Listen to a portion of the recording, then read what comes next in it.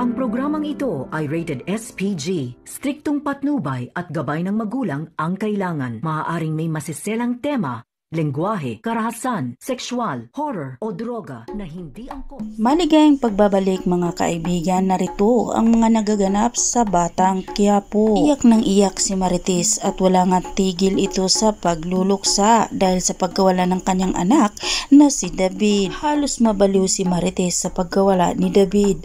Yakap-yakap niya ngayon ang damit ni David. Nakikiusap naman siya kay Ramon na gusto niyang pumunta sa burol ni David.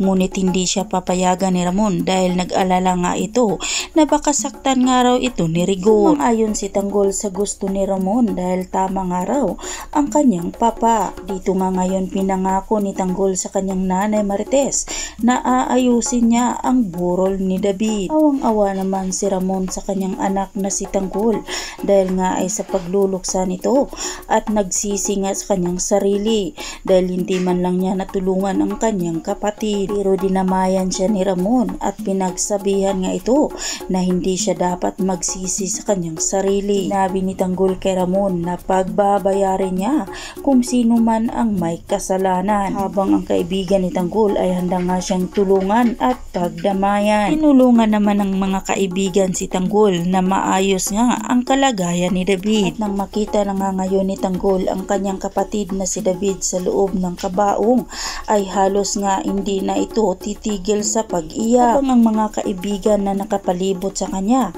ay hinayaan lang si Tanggol na maipalabas ang sama ng loob. Sa sobrang sakit na nararamdaman ngayon ni Tanggol nang makita na niya ang kanyang kapatid na nasa loob na ng kabaong, halos hindi nga ito makapagsalita, ngunit nasa loob nga lang niya ang galit at puot ng kanyang puso. Sa aabangan ay hindi nga matanggap ni Rigor na may nakialam nga sa kay David at hindi nga niya ito matatanggap na may tumulong kay David. Nagwawala si Rigor, tinapon lahat ng mga bulaklak at kinuha nga si David sa loob ng kabaong. At dahil gustong makita ni Marites ang kanyang anak sa katapusang hantungan nito, humanap nga ito ng paraan para lang makapunta sa katawan ni David. Ngunit malaking gulo ang nangyari dahil nga ay nakita ni Rigor si Marites.